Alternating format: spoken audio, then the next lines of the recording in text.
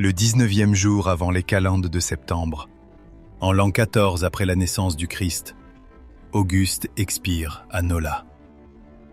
Le vieil architecte de l'Empire, épuisé par les années de guerre et de paix, s'éteint comme une torche à bout de cire.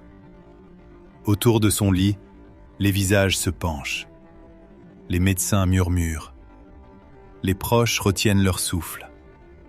Puis la nouvelle se répand, d'abord dans les couloirs, ensuite dans les rues, enfin dans tout l'Empire. Le père de la paix n'est plus. À Rome, le Sénat tremble et se redresse. Les portes des temples s'ouvrent. Les toges blanches glissent sur le marbre. Le nom d'Auguste flotte encore sur les lèvres, mais déjà un autre nom s'avance. Tibère. Fils adoptif, choisi en l'an 4, tissé dans la trame du destin par l'acte solennel de l'adoption. Il n'est pas aimé comme Germanicus, ni chéri comme un nouveau soleil.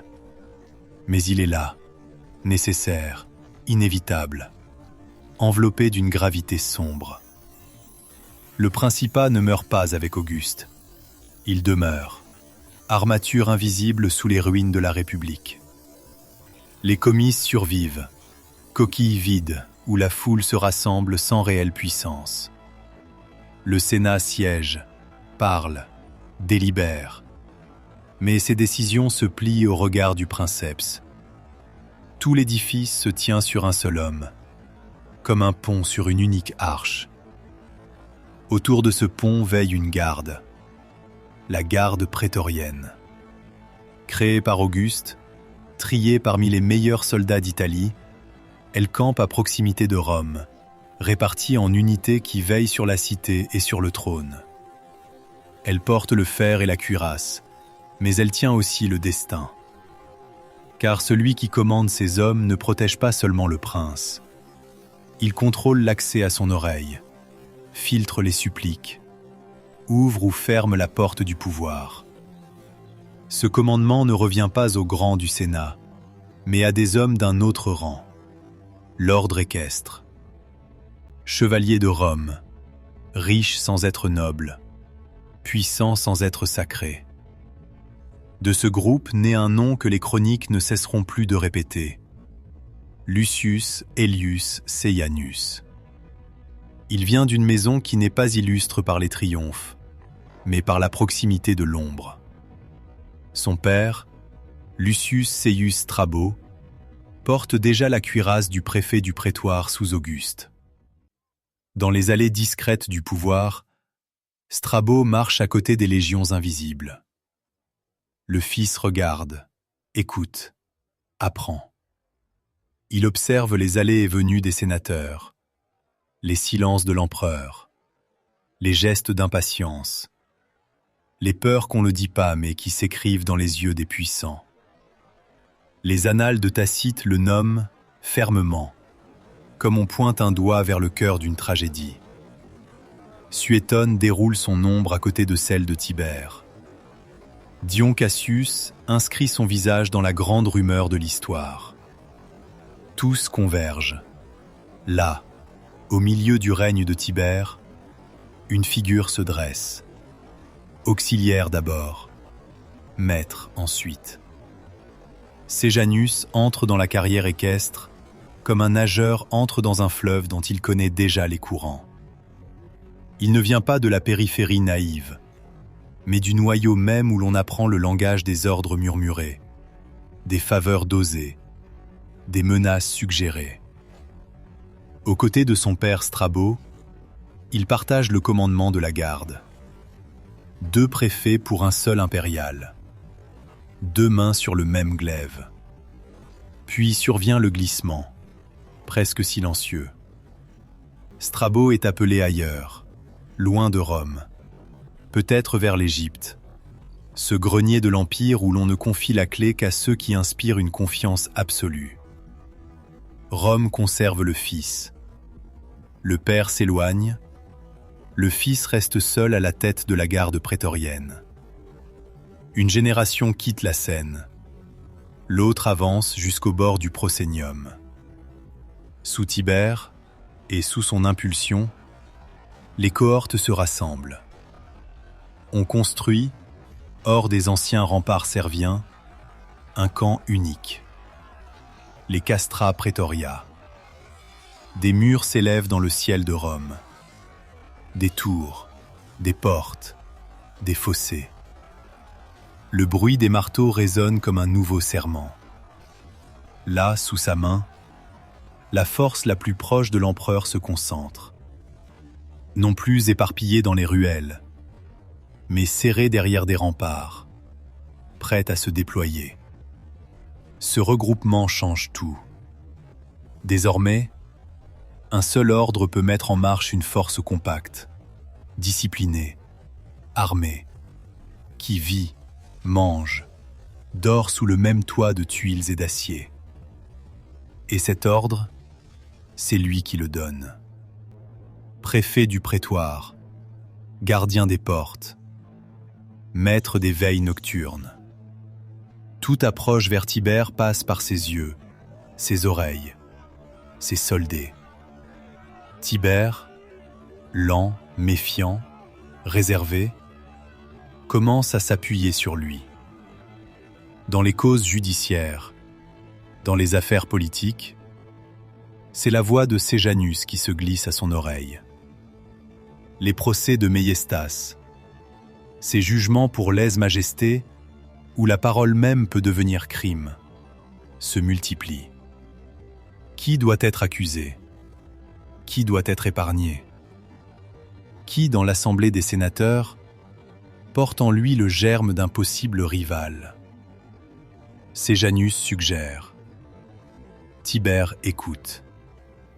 Dans le Sénat, certains s'inclinent déjà vers lui. Des sénateurs vieux, d'autres ambitieux, des chevaliers avides de protection viennent se ranger sous son manteau. Ils sentent la direction du vent. Ils flattent, offrent, s'engagent, se lient. Une nouvelle cour se forme, non autour du trône, mais autour de la chaise du préfet. D'autres, au contraire, se raidissent. Dans la famille impériale, les regards se durcissent.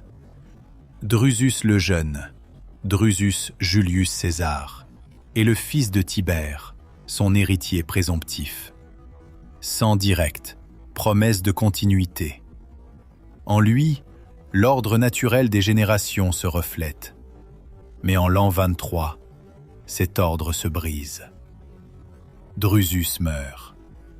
Officiellement, le destin, la maladie, les aléas de la chair. Mais les murmures se lèvent. Tacite rapporte, avec la gravité acérée des vainqueurs du temps, que Livilla, épouse de Drusus, Claudia Livilla, et Séjanus lui-même auraient ourdi un crime. Le poison se serait glissé dans la coupe. Un geste furtif, une gorgée, un futur empereur qui s'effondre. Les accusations naissent plus tard, après la chute du préfet, quand les langues se délient et se vengent. Mais le récit, repris, amplifié, transformé en certitude par les générations, enserre Séjanus dans une lumière noire. Avec la mort de Drusus, un vide s'ouvre près de Tibère. Un vide dans son cœur, un vide dans sa succession. Et dans ce vide avance, sans un bruit, l'ombre du préfet. Il console, conseille, se montre indispensable. Il se glisse non seulement dans le rôle du bras, mais dans celui du confident. Plus encore, il ose un rêve nouveau. Il regarde Livilla, veuve de Drusus, petite fille d'Auguste par alliance, morceau vivant de la maison impériale. Il la désire. Pas seulement pour elle, mais pour ce qu'elle représente. S'il l'épouse, lui, chevalier, il arrime sa destinée à la maison même des Césars. Il franchit une frontière que nul de son ordre n'a jamais franchie. Il demande, à Tibère en personne. Dans un moment que Tacite fixe comme on grave un verdict dans la pierre, Séjanus expose son projet. que le prince lui donne Livilla, que l'ordre équestre s'unit par lui à la famille souveraine. Mais Tibère refuse. Il invoque la différence de rang, la fureur possible du peuple, le scandale des nobles qui verraient un chevalier pénétrer le sang d'Auguste. Il répond par des raisons politiques. Peut-être, derrière elle, se cache déjà une suspicion plus intime. Agrippine, fille d'Agrippa et de Julie, petite-fille d'Auguste, veuve du glorieux Germanicus, porte dans sa personne la mémoire la plus ardente de la maison fondatrice. À ses côtés vivent ses fils, Néron César, Drusus César, et plus loin, dans l'ombre encore légère de l'enfance, Caius, qu'on appelle Caligula. Tous forment un arc lumineux. Pour le peuple, pour l'armée, ces noms brillent plus que celui de Tibère, retranché dans sa prudence. Entre Agrippine et Séjanus, la haine grandit. Tacite décrit cette hostilité comme un feu qui couve sous les braises des cérémonies. Elle voit en lui l'instrument de l'oppression, la main qui ferme les portes de Tibère, le poison qui trouble l'âme de l'empereur. Il voit en elle un foyer de légitimité, un possible centre de ralliement pour ceux qui voudraient un autre prince, un autre avenir. Les accusations de complot commencent à flotter. Le crime de Maïestas, cette arme souple, s'abat comme une faux sur les proches d'Agrippine. Dossiers assemblés, témoignages arrachés, délateurs récompensés. En l'an 27, le coup tombe. Agrippine l'aînée est exilée à Pandatéria, île de rochers et de vents où l'Empire aime oublier ceux qui gênent. Néron César est envoyé à Ponza. Les deux y dépérissent. La mer, autour d'eux, remplace la foule de Rome. Leurs voix se perdent dans le fracas des vagues. Ils meurent en captivité, loin des regards. Drusus César, autre fils d'Agrippine, est à son tour enfermé. Il mourra aussi, dans la pierre et l'ombre. Ainsi, un à un, les héritiers directs de la maison de Germanicus s'effacent. À chaque disparition, la position de Séjanus se renforce, comme une marée qui gagne du terrain à chaque vague. Pendant que ses vies se brisent, Tibère se retire. En 26, il quitte Rome. Il se dirige vers Capri, île escarpée, refuge de rocs et de grottes, où la mer cerne chaque pensée d'un cercle bleu. Là, loin du tumulte des forums, il gouverne par lettres. Des missives partent, scellées, vers le Sénat, vers les magistrats, vers Séjanus. Le prince ne se montre plus. Sa silhouette se dissout, lointaine, derrière le voile du Golfe. Il reçoit les ambassadeurs. Il examine les candidats aux charges. Il pèse les promotions, les destitutions, les accusations. Chaque jour, le Sénat se tourne vers lui pour savoir ce que veut l'empereur.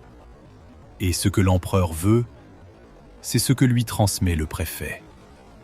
La distance entre Capri et Rome devient la distance entre l'autorité et celui qui en tient la clé. Les procès de Maïestas se multiplient encore. Sénateurs et chevaliers, saisis de peur, dénoncent avant d'être dénoncés. La rumeur de la nuit devient matière à accusation. Un mot glissé dans un banquet se transforme en corde au Tullianum. Tacite voit dans cette époque une forêt de délations où l'homme marche sans savoir s'il ne foule pas déjà la tombe de son propre nom. Au milieu de ce climat, Séjanus reçoit des honneurs qui, pour un chevalier, seraient inimaginables en d'autres temps.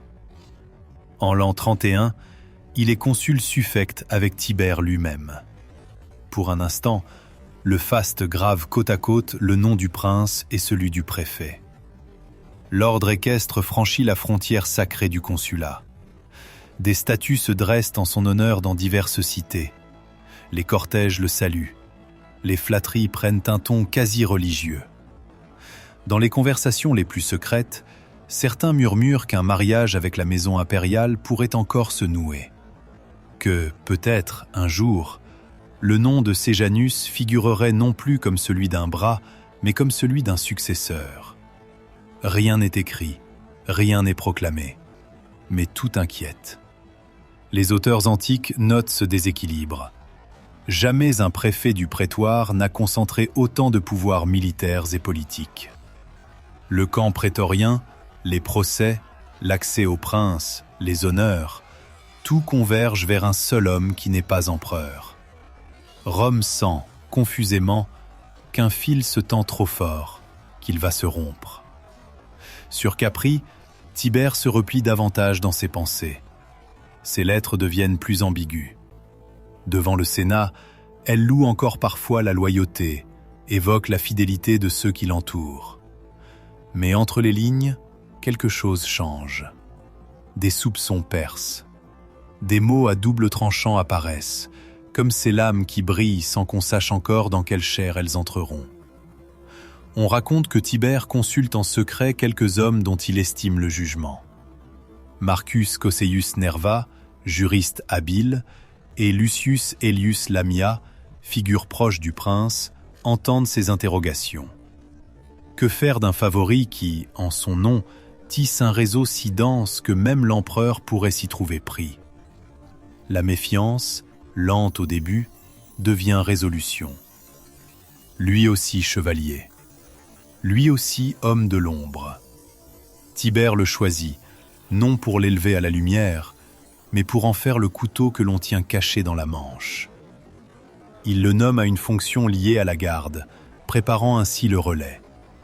Selon Tacite et Dion Cassius, cette nomination n'est pas un simple mouvement administratif. C'est le premier geste du piège. Désormais, il y a 2 préfets possibles dans l'horizon de Rome. L'un, Sejanus, aux fêtes des honneurs. L'autre, Macro, encore dans la pénombre, mais portant déjà en lui l'ordre secret de l'empereur. Entre eux, invisible, une ligne de rupture se dessine. Au début de l'an 31, Rome ne sait pas encore que cette ligne va bientôt se tendre jusqu'à casser dans un fracas qui secouera tout le principat. Les statues de Sejanus brillent encore au soleil. Ses partisans se pressent à sa porte. Ses ennemis se taisent, étouffant leur peur et leur rancune. La garde prétorienne veille, fidèle à celui qui la commande. Sur Capri, Tibère écrit. Il pèse chaque mot. Il prépare une lettre dont la ville entière entendra la lecture. Une lettre qui commence dans l'ambiguïté, glisse vers le soupçon et s'achève comme un verdict. Macro, silencieux, se tient prêt à marcher sur Rome. Au Sénat, quelques hommes, Memmius Regulus et Gaius Gressinus Laco, reçoivent des bribes de vérité. Ils sont avertis que la confiance impériale a changé de camp. Ils attendent. Ils feignent l'ignorance. Le reste de l'Assemblée, lui, avance vers le jour fatal sans le savoir. L'Empire retient son souffle. Un homme croit tenir le monde dans sa main. Un autre, sur une île battue par le vent, resserre les doigts sur le fil invisible qui l'unit encore à Rome. Entre eux, la garde prétorienne, cette force qui peut faire et défaire les destins, hésite encore. La date s'approche. Le 18 octobre de l'an 31 se lève à l'horizon. Le soleil d'Apollon, sans le savoir, va éclairer la plus brutale métamorphose de fortune qu'ait vue le règne de Tibère. Un homme entrera ce jour-là dans la Curie Julia comme consul, paré d'honneur, suivi de clients nombreux. Il en sortira sans titre, sans escorte, sans souffle.